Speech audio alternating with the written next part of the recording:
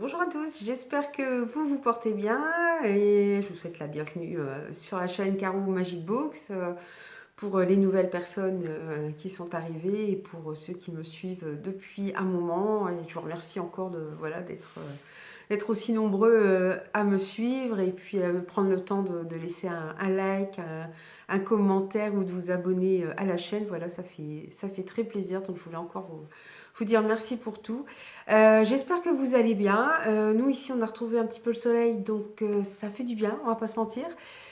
On a profité d'un petit week-end aussi en Normandie, donc il a fait beau. On a à peu près un peu le même temps entre le nord, la Normandie, la Bretagne, on sait à peu près le même temps, donc voilà, ça fait du bien.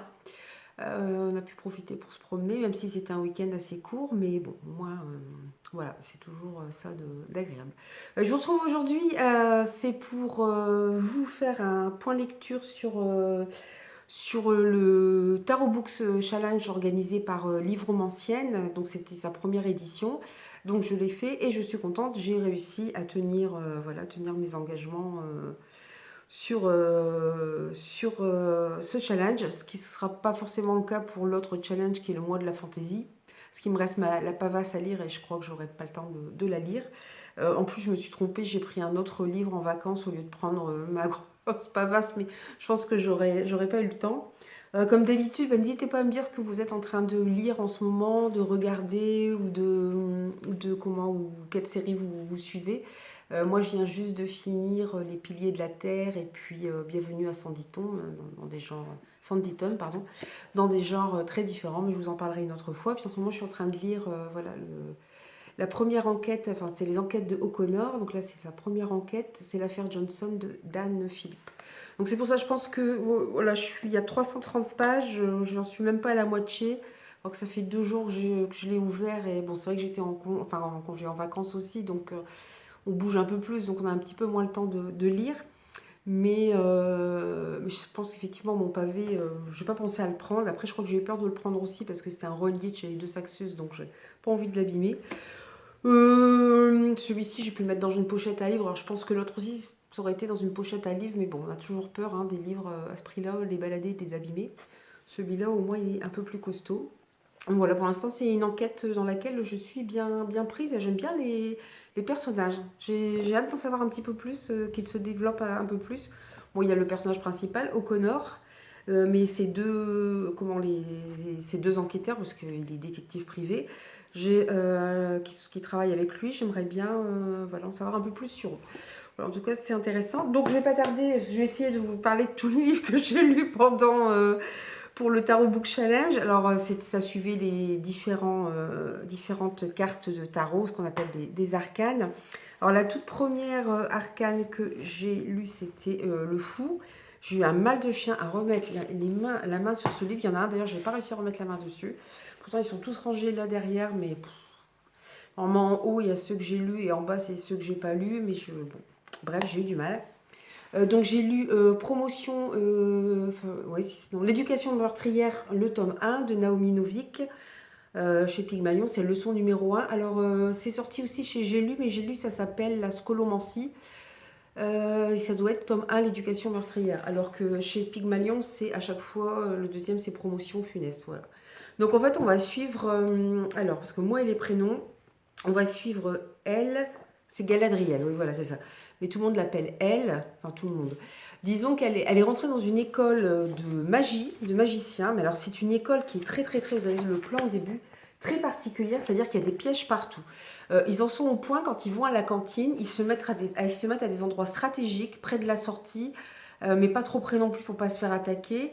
Ils lancent des sorts autour d'eux pour qu'il n'y ait personne qui vienne, aucune créature qui vienne les embêter, parce que c'est plein de créatures en fait dans cette école. Il n'y a pas de prof, hein. C'est vraiment, vous apprenez sur le tas à vous défendre contre les créatures qui habitent cette école, les démons, et contre les autres élèves aussi, puisqu'il n'y a que quelques-uns qui vont réussir à aller jusqu'à la fin de leur scolarité. Voilà, je vous disais dans la cantine, oui, ils regardent même sous la table s'il n'y a rien. Voilà pour vous donner un exemple. Donc il y a beaucoup de sorts de potions. Alors c'est un peu spécial puisqu'en fait tout au long du livre, on est dans la tête de Galadriel. Donc voir cette école par son biais. On va voir toutes les formules qu'elle essaie de faire. Comment c'est quelqu'un, c'est un personnage qui est très renformé, qui a un caractère. Enfin, le livre il commence comme ça. Moi j'étais mais voilà. Je décide qu'Orion doit mourir après qu'il m'a sauvé la vie pour la deuxième fois. Bon, ça la rend tout de suite sympathique. Bon, après on comprend pourquoi elle est comme ça. Elle va petit à petit se sociabiliser, donc sociabiliser. Donc c'était intéressant. Après, ça peut paraître long pour certains. Je sais qu'il y a des gens qui n'ont pas aimé parce qu'effectivement, on est tout le temps dans sa tête à elle. Et ça peut paraître assez introspectif et manquant peut-être un peu d'action. Moi, j'ai bien aimé. C'est un style particulier. Mais voilà, j'avoue que je j'ai pas été déçue. Et puis, je ne sais plus ce que je voulais dire. Galadriel, je ne sais plus, c'est à propos de Galadriel. Ah oui, grosse particularité de Galadriel, quand même très importante à dire, c'est que Galadriel, si elle le veut, avec ses pouvoirs, personne ne le sait, elle ne l'a dit à personne, elle pourrait détruire toute l'école. En fait, elle a un pouvoir surhumain qu'elle a elle-même parfois du mal à contrôler, ce qui l'empêche des fois de faire des formules toutes simples parce qu'elle a peur que ça se transforme. Même faire des potions, elle a peur que ça se transforme en truc qui va détruire l'école tout entière ou tous ceux qui sont près d'elle. Donc c'est un petit peu, elle vit une situation un petit peu compliquée. Ensuite, je m'étais... Alors celui-là, ça a été... je ne sais pas si je vais le retrouver. Parce que j'ai eu beaucoup de services presse par le biais de NetGalley. Et donc ça a été un peu le mois de Saxus, Lumen, tout ça. Enfin, c'était... mais voilà, il y a certaines que j'ai pas trop... J'en parlerai aussi dans un autre point lecture. Sans plus, il y en a que j'ai beaucoup aimé, comme Light Clark. Donc là, c'est le tome 1 de Alex Aster, c'est aux éditions Lumen. Là, c'était pour la carte de tarot, le magicien. On va suivre une jeune fille, alors c'est pareil, ne me redemandez pas les prénoms parce que j'ai complètement oublié. En fait, le monde dans lequel vit l'héroïne a été divisé. Il y a eu une grande catastrophe, le monde a été divisé et il y a 6 grandes familles, ils ont tous été maudits. Par exemple, elle fait partie des sauvageons, donc c'est-à-dire ils sont proches de la nature. Chacun représente un peu un élément, la terre, l'eau, le feu, l'air. Il y a l'élément esprit aussi, je crois, il y a la lune, le soleil, voilà. Chacun représente voilà, des éléments très importants. Elle, c'est une sauvageonne et leur malédiction, c'est que ils sont, ils ont, ils sont irrésistibles. Mais le problème, c'est que ils sont obligés de tuer les gens qui tombent amoureux d'eux, même eux, s'ils tombent amoureux. Ils sont obligés, même si l'amour est partagé, de tuer voilà, les gens qui tombent amoureux d'eux. Donc elle a le même problème. Elle a été entraînée, ses parents sont décédés, évidemment, puisque ils se sont tués l'un l'autre pour le coup. Elle se retrouve, donc il y a ce qu'on appelle un centenal, un bicentenal, je ne sais plus, un centenal qui a lieu une fois par siècle et dont le but est justement de mettre fin à toutes les malédictions qui frappent les différentes familles. Donc elle va rencontrer un membre de chaque grande famille, notamment un jeune homme qui fait partie de la famille, si je ne dis pas de bêtises, alors c'est plutôt l'obscurité, je pense que ça doit être la lune. Quoi, non, il y en a une autre qui représente la lune. Bref, elle va rencontrer ce jeune homme un peu mystérieux, très ténébreux, qui va l'aider. Elle s'est fait une amie aussi dans une autre famille. Elle est un peu... toutes les familles sont contrôlées par celui qui représente le soleil. En fait, j'ai eu le coup de cœur parce que voilà, il y a plein d'épreuves. Elle cache un grand secret. C'est vrai que c'est un secret. En plus, elle est très mal barrée avec la situation dans laquelle elle est. Il faut dire les choses comme elles sont. Et on va la voir développer des amitiés, passer les épreuves. On se dit, mais comment elle va réussir les épreuves vu le poids du secret qu'elle porte. Bon, je ne vous en dis pas plus, évidemment, pour ne pas vous spoiler. Ce serait dommage. Et franchement, et puis il y a plein de rebondissements à la fin. On en apprend un peu plus sur elle, sur sa famille. Et vraiment, j'ai beaucoup aimé. En plus, il y a une résolution à la fin. C'est-à-dire que les épreuves se terminent. On apprend certaines choses sur les personnages. Moi, j'avais des doutes sur certains personnages. Donc, tout va être mis en lumière. Mais ça ouvre vers d'autres choses. Parce que, évidemment, en plus, tous les livres que j'ai demandés en service presse sont des séries. J'avais pas assez de sagas en cours, comme ça m'en fera en plus. Donc j'ai beaucoup aimé cet aspect, effectivement. Chaque famille est bien décrite. Leur pouvoir est bien décrit. Leur malédiction est bien décrite. Ce qui s'est passé petit à petit, on l'apprend. Qui a mis fin voilà, au règne de ces grandes familles, qui a fait que le monde s'est divisé, que toutes les familles ont été maudites. C'est vraiment l'écriture, c'est très fluide, ça se lit très bien. Je regrette presque de ne pas l'avoir pris en papier parce qu'il doit être à 17 ou 18 euros, donc c'est encore abordable. Mais bon, comme il va y avoir une suite, bon, bah, je pense que j'investirai pour la suite. Mais voilà, j'ai vraiment beaucoup aimé.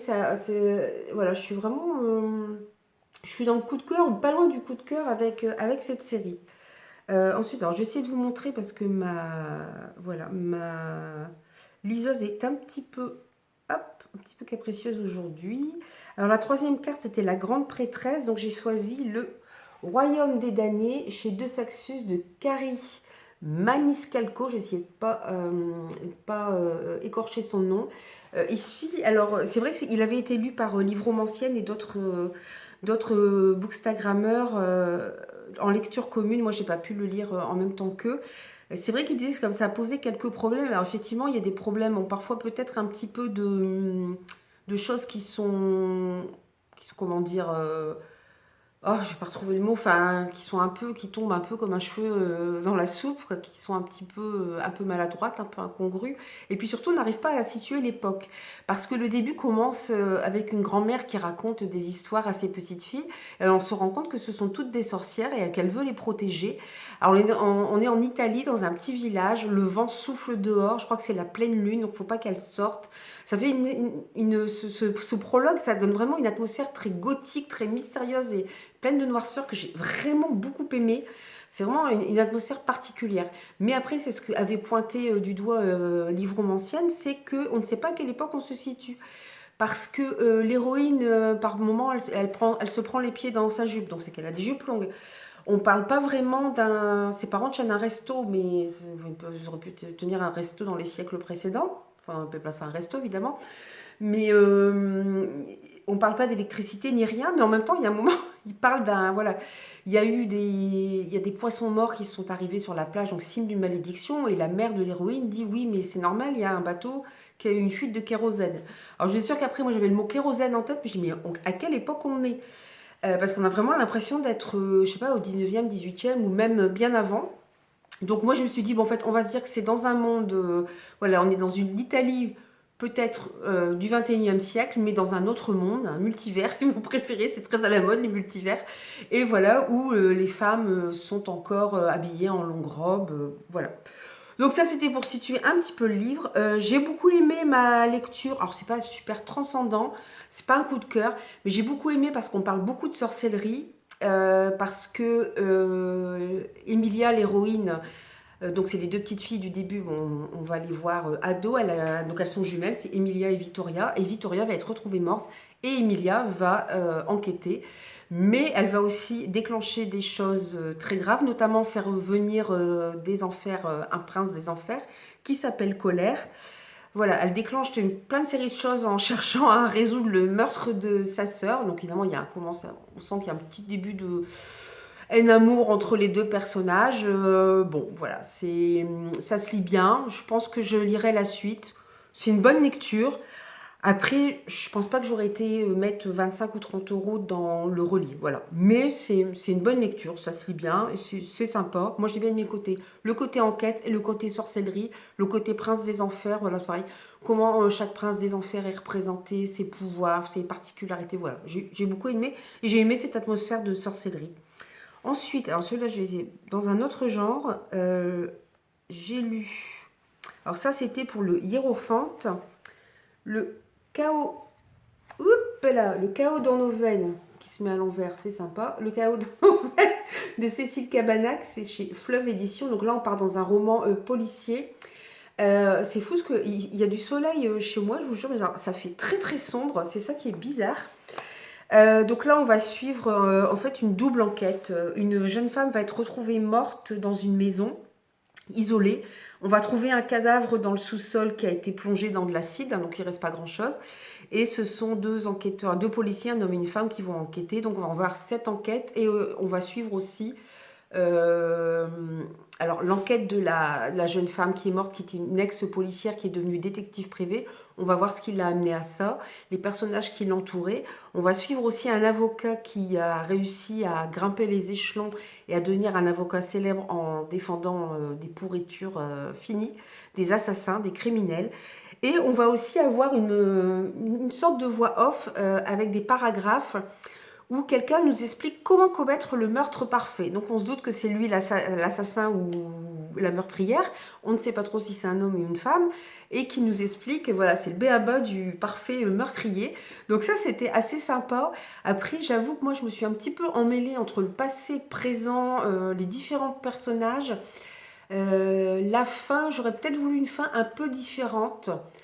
Mais après, c'est vrai qu'il y a, ouais, il y a une intrigue il y a deux intrigues parallèles. Ça, c'était vraiment intéressant de suivre ces deux intrigues, voire même trois, parce que il y a des histoires de famille aussi derrière. Alors, on parle beaucoup de relations humaines, de qu'est-ce qu'on ferait pour sa famille. On va parler de maternité et de malaise dans la maternité.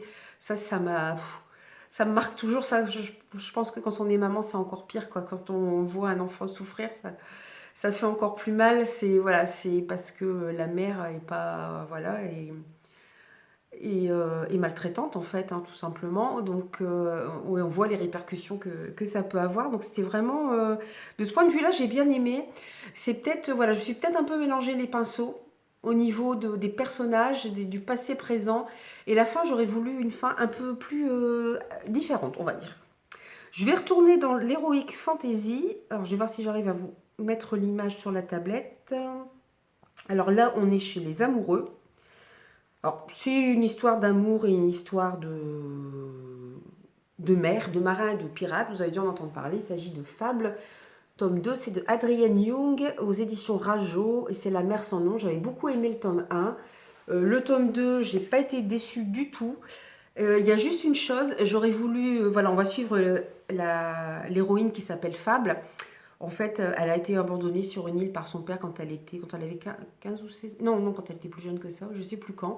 Et elle fait tout pour retrouver son père et sa spécialité, c'est d'être gémologue. Alors on est dans un autre monde, on est dans un monde de pirates, de marins, d'intrigues et de manipulations commerciales, sans que ce soit trop lourd.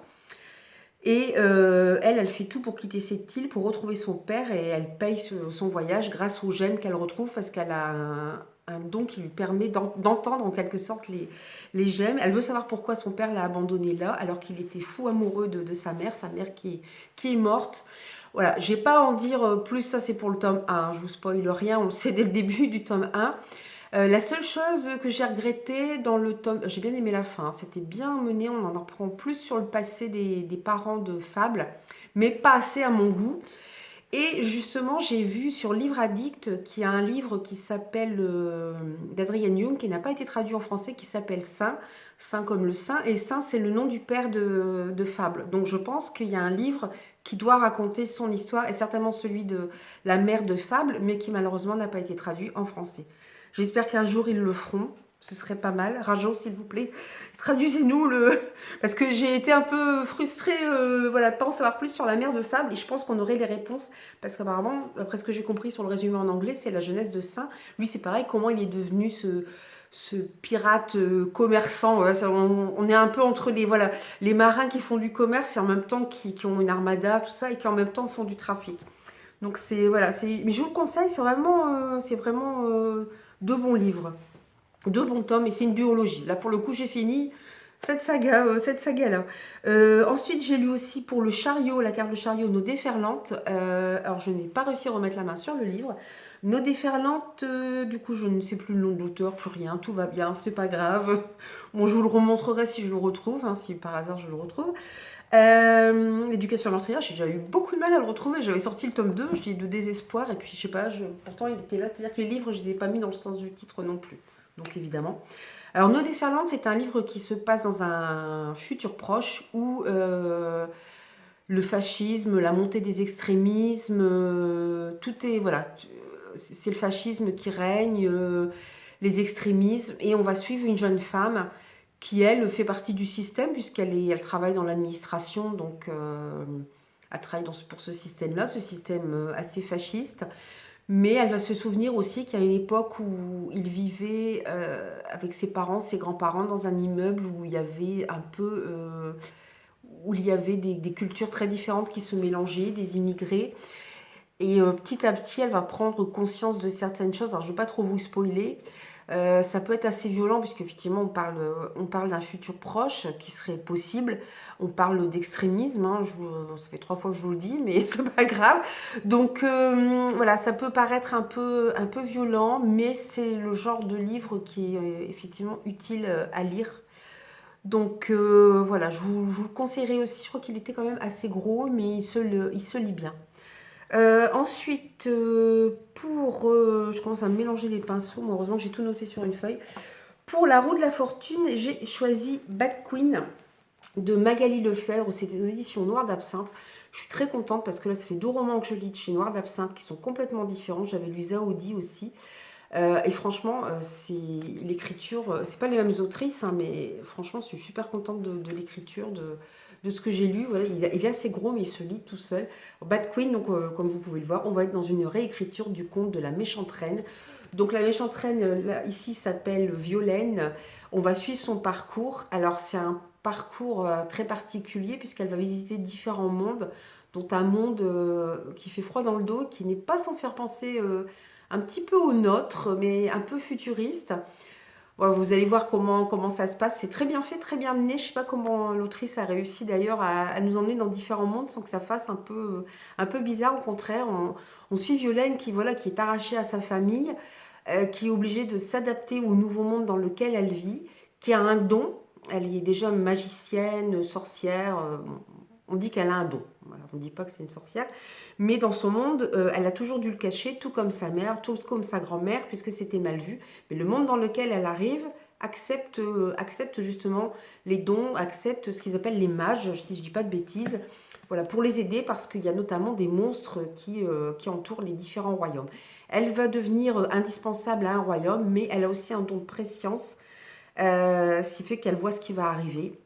Donc on va suivre ses combats, on va suivre ses amours aussi, on va suivre...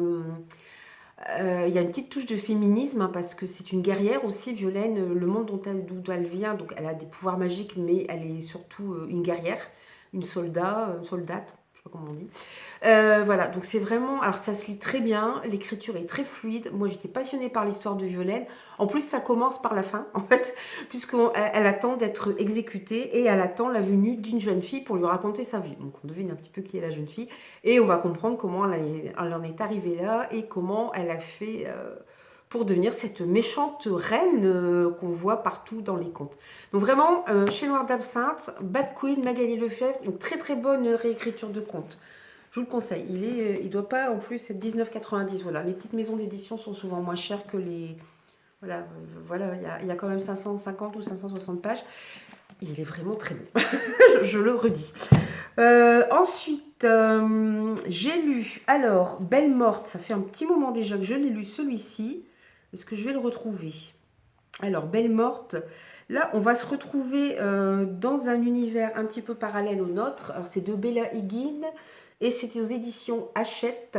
Vous pouvez retrouver mes chroniques aussi si jamais voilà, vous voulez les retrouver sur mon Instagram. Voilà. Donc on va suivre, on est dans un monde parallèle au nôtre où les vampires ont fait leur coming out, on les connaît, et ils vivent par famille ou par groupe dans des maisons.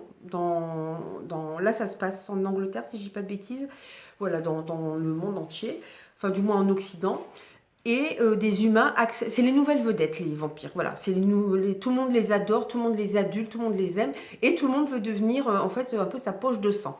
C'est-à-dire qu'il y a des humains qui sont triés sur le volet et qui acceptent volontairement de venir donner leur sang. Alors par contre, le deal, c'est que les vampires le fassent sur consentement des humains et ne les tuent pas et ne les transforment pas. Voilà, il y a un deal, tout ça. Donc l'héroïne que nous allons suivre arrive dans ce immense château on se dit, bah voilà, pour servir de poche de sang, sauf qu'elle n'est pas là pour ça. On comprend tout de suite qu'elle déteste les vampires. On ne sait pas pourquoi, on va le avant, je sais pas si je dois vous le dire parce qu'on le découvre assez vite, mais elle le dit assez vite. Mais bon, c'est un petit peu spoilant quand même. C'est pareil, c'est en, je sais pas en combien de parties c'est, mais voilà, il y a, en tout cas, il y a, ça c'est le tome 1. Il y a une enquête, il y a aussi un début de romance avec un vampire. Alors pour moi qui aime les histoires de vampires, ça m'a énormément plu. On est plus du côté de Twilight que du côté de, je ne sais pas, par exemple, du Dracula de Bram Stoker, ou voilà, où c'est plus gothique, ou des vampires à la sauce John Carpenter, où là vous avez des vampires qui pètent tout, qui sortent directement de terre pour, voilà. On est plus dans un monde, voilà, un peu plus glamour, un peu plus feutré, avec un début de romance, même s'il y a une scène, enfin des scènes un peu particulières dans l'enquête de l'héroïne. Voilà. Il y a aussi, il y aura aussi des complots, des conflits. C'est pareil, ça ne va pas révolutionner le genre du roman de vampire, mais ça se lit bien. Si vous avez aimé Twilight, vous allez aimer. Si vous aimez les histoires de vampires, qui sont pas forcément hyper sanguinolentes, mais plutôt glamour, vous allez aimer. Il y a une enquête qui est assez intéressante, ouais, parce qu'on veut savoir le pourquoi du comment. Voilà, donc ça se lit bien. Après, c'est vrai, je sais pas, sinon je pense pas qu'il est sorti en relié. Mais voilà, il est intéressant. C'est pareil, c'est une série que je vais continuer. Ensuite, alors celle-là, je sais qu'elle elle a pas mal divisé parce que j'ai vu des avis pas forcément très bons sur cette. C'est pareil, c'est une nouvelle série, hein, bah, je vous dis, j'ai pris que des séries. Là, c'est pour représenter le diable. Alors, j'ai choisi Sorcière d'or de Sian Smart aux éditions de Saxus. Alors, moi, j'ai beaucoup aimé parce que alors, c'est pas évident. L'autrice est américaine, elle est d'origine jamaïcaine. Et c'est vrai que dans le livre, on retrouve de la mythologie, enfin des légendes. Alors, je suppose que c'est jamaïco-africain, je sais pas trop. Je ne connais pas du tout la Jamaïque, alors je n'irai pas savoir que là, c'est une île qui est pas loin des États-Unis, j'en sais pas plus. Je me demande si c'est pas une île qui a été d'ailleurs qui est, dont les descendants sont, enfin les premiers arrivants n'étaient, enfin, il devait y avoir des gens qui y vivaient, mais je pense que ça a été peuplé par des esclaves notamment. Qui ont été amenés de force de là. Mais je dis peut-être une bêtise, je n'en suis pas sûre. Il faudrait que j'aille voir l'histoire de la Jamaïque. Et du coup, on a ces légendes voilà, jamaïco-africaines pour moi, avec des fois des langages, des paroles, des tics de langage qui sont voilà, particuliers et propres aussi à la culture africaine ou jamaïcaine. Donc ça peut un petit peu déboussoler au début, on s'y perd un peu, mais j'ai trouvé l'intrigue vraiment super bien faite et j'étais contente de plonger dans une autre mythologie, dans d'autres légendes. Alors là, ce sont des sorcières, on est dans un autre monde évidemment, mais j'ai vraiment aimé cette immersion dans un nouveau monde, dans un monde avec découvrir de nouvelles mythologies en fait. Et là en fait, on va suivre, il y a disons un peuple qui a pris la main sur un autre peuple. Donc c'est une société assez matriarcale, hein, ce sont les femmes qui commandent. Et en fait, on va suivre deux sorcières qui sont de deux clans. Alors, l'une fait partie du clan des gagnants, sauf qu'elle commence à être en rébellion contre sa mère qui est la chef, puisque sa mère pratique des sacrifices. Euh, on va comprendre beaucoup de choses à la fin aussi, le vrai pourquoi de ces sacrifices. Mais en même temps, c'est un personnage assez indécis. Elle veut pas, voilà, c'est pas une meurtrière. On le voit jusqu'au bout, elle n'arrive pas. Mais par contre, on voit aussi qu'elle est un peu tordue et un peu comploteuse quand même dans sa façon de faire. En plus, il y a un homme qui va se glisser là-dedans. Je sais que ça va pas améliorer les relations avec l'autre sorcière. Et l'autre sorcière fait partie du clan qui a été vaincu. Donc elles sont destinées, elles ont toutes des pouvoirs, mais leurs pouvoirs sont maintenus, mais ils les empêchent d'utiliser leurs pouvoirs. Et elle fait partie, voilà, ils sont dans une espèce de prison. Et elle réussit à sortir de cette prison, puisque la chef du clan gagnant la veut près d'elle.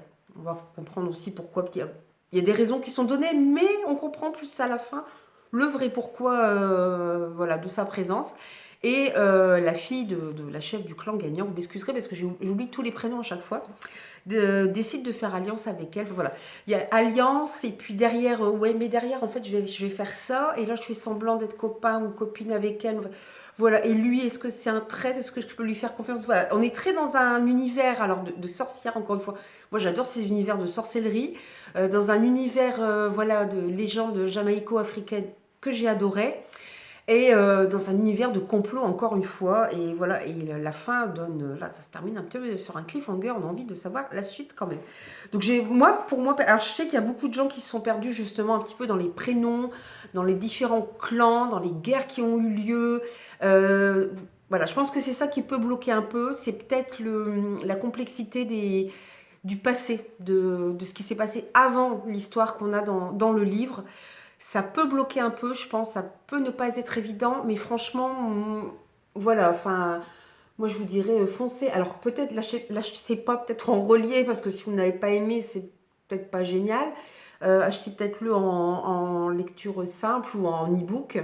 Quoique les e-books maintenant, je pense qu'ils sont pas donnés non plus quand c'est des nouvelles sorties. Ou attendez, ils vont peut-être le sortir en poche aussi. Je crois, je sais pas si de Saxus s'ils sortent des livres en poche. Je sais que Plume Blanche, ils le font. C'est Lumen ou de Saxus, je ne sais plus. Ça vaut peut-être le coup d'attendre. Mais en tout cas, c'est encore une série que je voudrais lire aussi. Et ensuite, je vais terminer avec... Là, c'était pour la carte du monde. C'était finir une... Mais là, j'ai commencé à l'envers. Hein. J'ai commencé par le tome 2, voilà, le tribut des dieux. Alors, les deux histoires sont indépendantes, mais moi, j'ai lu le 2, qui s'appelle Taïra. C'est de Bleu Guillou et c'est aux éditions Hachette aussi. Alors, le premier, c'est Octavia. Là, en fait, on va suivre, ce sont des sorciers ou des sorcières qui vont devenir des... On voit ça dans le premier, hein, je ne l'ai pas encore lu malheureusement, mais qui vont être des réincarnations de dieux, dieux, mais de plein de panthéons différents. Vous avez des panthéons celtiques, nordiques, oui, indiens, mais indiens d'Amérique aussi, indiens d'Inde, panthéon slave, africain, voilà, vous avez plein de... Donc c'est un monde incroyable. J'ai trouvé qu'il y avait quelques petites longueurs et quelques petites choses qu'on peut des fois reprocher aux young adultes. Alors, enfin, pour moi, en même temps, du young adulte, j'irais plus de 18 ans parce qu'il y a des scènes assez violentes. Taïra, en fait, n'est pas là vraiment pour aider les dieux. Elle déteste un peu les dieux qui sont la cause de la mort de sa famille. Parce que les dieux, voilà, sont des dieux très égoïstes, qui ne pensent qu'à eux, qui s'amusent à faire des calculs sur le fait qu'il y aura peut-être une troisième guerre mondiale et combien il y aura de morts. Et on va peut-être comploter pour que cette guerre ait lieu parce qu'il faut bien qu'on s'amuse un petit peu. Voilà, donc on comprend qu'elle n'aime pas les dieux. Elle va faire quelque chose qui va bouleverser le monde entier et il va falloir qu'elle répare. Alors voilà, il y a quelques petites choses qui manquent peut-être un peu, il y a un petit peu de longueur, un petit peu un manque de profondeur qu'on retrouve un peu dans le young adulte, mais en même temps c'est une lecture que j'ai beaucoup aimée parce qu'elle questionne beaucoup sur le pouvoir, parce qu'il faut des gens qui commandent et en même temps, dès qu'on a le pouvoir corrompt et c'est un peu je pense que c'est aussi dans le premier tome, c'est un peu le propos du livre, quoi. C'est que dès que vous avez le pouvoir, comment ne pas se faire corrompre par le pouvoir. Donc c'est pareil, j'ai le tome 1 dans ma liseuse, donc je le lirai aussi. Voilà, donc j'ai réussi, je suis contente à faire mon bilan pour le Tarot Book Challenge. Donc je ne vais pas vous retenir plus longtemps. Je vous remercie en tout cas de m'avoir écouté.